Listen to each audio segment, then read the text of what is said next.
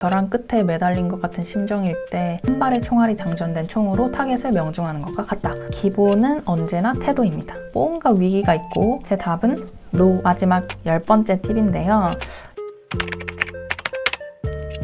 안녕하세요. 라이프 챌린저입니다.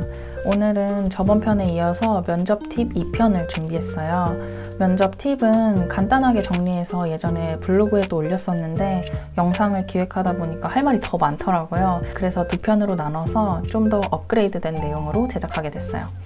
아직 1편을 못 보신 분들은 1편에도 정말 중요한 내용이 많으니까 같이 보시는 걸 추천드릴게요. 1편에서는 4개의 팁을 알려드렸었는데 그럼 이어서 5번째 팁 공개할게요. 5번째는 바로 필요한 상황에서는 역질문을 하자입니다.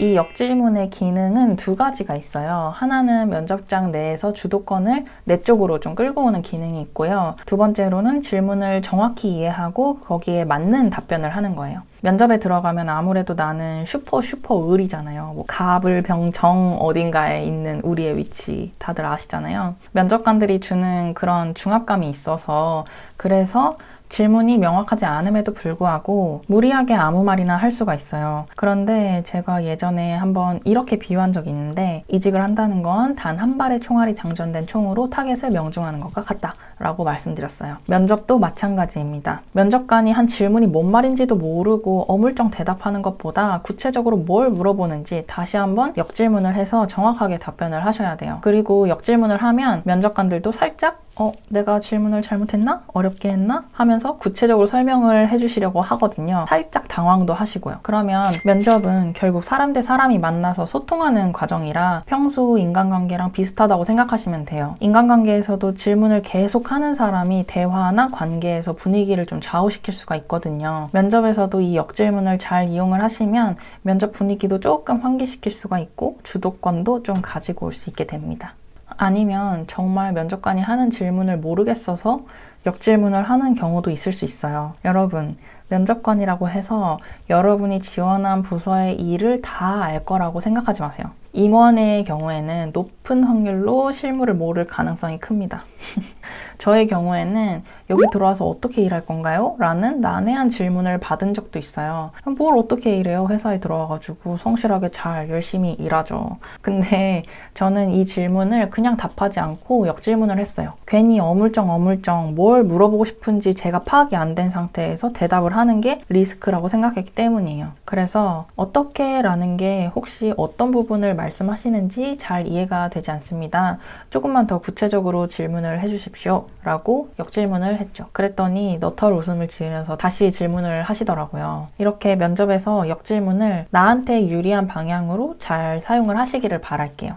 6번째 팁은 태도에 관한 거예요. 기본은 언제나 태도입니다. 이전에 알려드렸었던 팁을 잘 숙지하셔서 답을 아무리 잘해도 주눅든 자세로 어딘가 거짓말을 하는 듯한 흔들리는 눈빛, 옆을 보고 먼 산을 보고 이런 태도로 답변을 한다면 아무래도 마이너스가 되겠죠? 그래서 면접의 기본 태도를 말씀을 드릴게요. 당당하게 눈 맞추고 자연스럽게 웃기입니다. 근데 말이 쉽죠. 말이 쉬워요. 어려워요. 어려운 건데 이것도 연습으로 바꿀 수가 있어요. 이거는 제가 장담합니다. 먼저 눈을 맞추는 게 우리 같은 유교걸, 유교보이한테는 뭔가 대바라진 것 같고 어려울 수가 있어요. 뭔가 한국 문화 안에서는 좀 부담스러운 일이기도 하잖아요.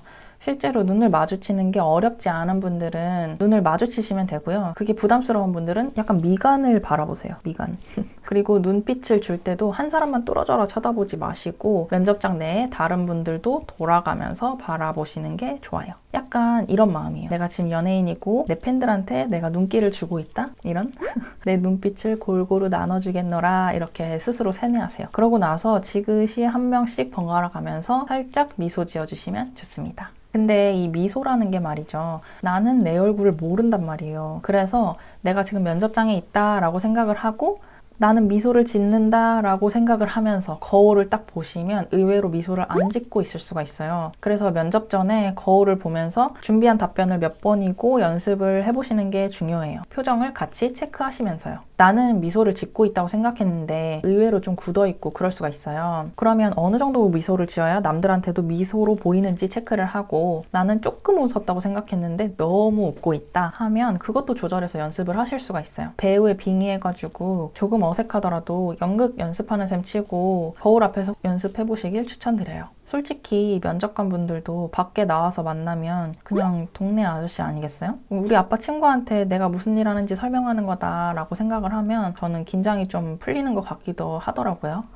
그리고 자동으로 좀 약간 미소를 짓게 되기도 해요. 아빠 친구고 동네 아저씨니까. 7번째 팁은 유능함을 뽐내기 위해서 임원의 말에 끝까지 반대하지는 말자입니다. 의외로 간과할 수 있는 부분이긴 한데요. 굳이 고집을 부리는 분들이 있을 수도 있어요. 내가 이만큼 유능해 라고 뽐내기 위해서요. 근데 문제는 그게 임원의 말에 끝까지 반대할 경우에는 면접에서 탈락할 수도 있다는 점이죠. 예를 들어서 면접장에서 임원이 가격 정책에 관한 질문을 했다고 가정해 볼게요. 그러면서 우리 회사 제품은 가격 경쟁력이 있어야 한다. 네 경험상으로 어떠냐? 라고 질문을 했을 때 뭔가 특별하고 싶고 뭔가 유능한 걸 보여주고 싶어서 가격은 중요하지 않습니다. 라고 말하는 분이 있을 거예요. 제품력이 좋으면 굳이 가격은 경쟁력 없어도 됩니다. 제 경험상 소비자는 다 알아봅니다. 이런 식으로 끝까지 고수하지 마세요. 설령 팩트가 그렇다고 하더라도요. 임원이 그렇게 질문한 데에는 이유가 있을 거예요. 지금 시황에서 자사에서 가격 경쟁력이 중요한 제품군이 있다던가 그런 서비스가 있는데 난항을 겪고 있어서 질문을 했을 가능성이 커요. 그래서 무조건 내가 맞다. 이런 태도로 임원의 말에 끝까지 반대하지 마시고 제 경험상에는 가격이 전부는 아니었지만 가격 또한 중요하다는 것에 동의합니다. 라는 식으로 경험에서 나오는 비판적인 요소를 좀 섞되 결론은 임원의 의견에 동의하시는 걸로 끝내는 게 현명하게 답하는 방법입니다. 8번째는요. 최근 업계에서 가장 큰 이슈, 핫한 이슈와 관련된 경력이 있다면 자랑할 건 자랑하자입니다.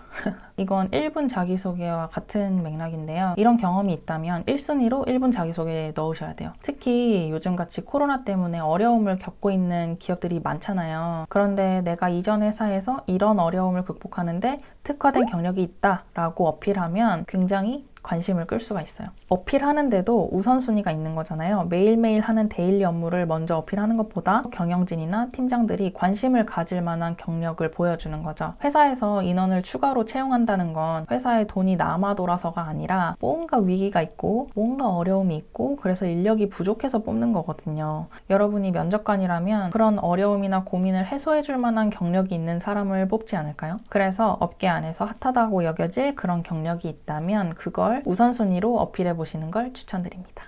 9번째 팁인데요. 포트폴리오를 꼭 준비해야 할까에 대한 답을 드리려고 해요. 제 답은 노입니다.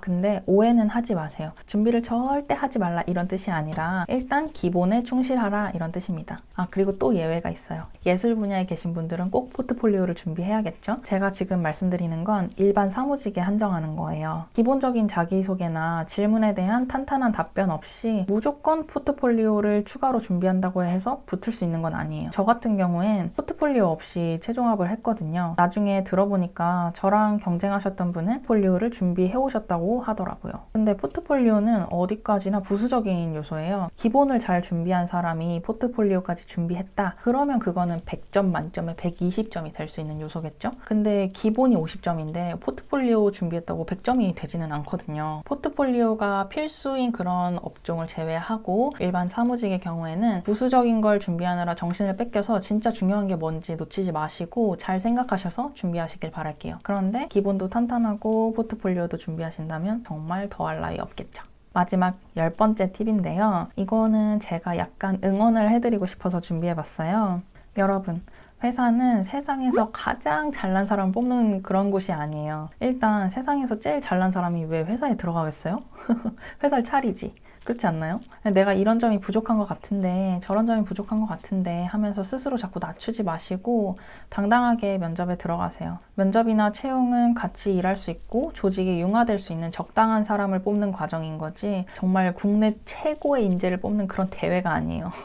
막말로 여러분이 면접 때 다른 경쟁자들보다 살짝만 잘하면 합격하는 거거든요. 완벽하지 않더라도요. 면접에서 가장 중요하게 생각하는 것 중에 하나는 나를 믿고 나의 색깔을 믿어주는 일인 것 같아요. 스스로 불신이 생기면 그게 결국 겉으로 드러나더라고요. 다른 사람이랑 비교하고 평가하면서 나에 대한 확신을 잃으면 그게 자신감이랑 연결되니까 스스로를 믿고 도전해보세요. 그리고 설령 이번 도전이 실패한다고 하더라도 기회는 또 오기 마련이거든요. 저도 참 다사다난한 인생을 살았어요. 항상 벼랑 끝에 매달린 것 같은 심정일 때, 정말 제 앞에 있는 어떤 문도 더 이상 열리지 않을 것 같을 때 진짜 기회가 다시 찾아왔었거든요. 이게 아니면 안 될 것 같아도 결국 또 다른 문이 열려요. 그러니까 너무 좌절하지 마세요. 나에게 맞는 기회가 아직 안 온 거구나 라고 생각하시고 다음을 또 준비하시면 돼요. 너무 좌절하지 마시고 또 조금은 편안하게 면접에 들어가서 할 말을 다 하고 후회 없이 보고 나오시길 바랄게요. 너무 좌절하지도 마시고요. 그리고 너무 떨지도 마시고요. 그래도 할 말 다 하고 후회 없이 다 어필하고 나오는 그런 면접 보고 나오시길 바랄게요. 오늘 영상 준비한 건 여기까지고요. 면접을 준비하시는 모든 분들께 도움이 됐으면 좋겠습니다. 다음에는 진짜 이직에 꽂히죠? 연봉 협상에 대해서 영상을 만들어 보려고 해요. 제가 영상을 찍었으면 하는 그런 주제가 있으시면 댓글로 남겨주세요. 구독자분들께서 이제 원하는 컨텐츠가 있다면 최대한 반영해서 제작해 볼게요. 그럼 영상 보시는 모든 분들이 모두 원하는 직장, 원하는 커리어를 가지실 수 있기를 바라면서 마칠게요. 다음 영상도 너무 늦지 않게 찾아올게요. 안녕.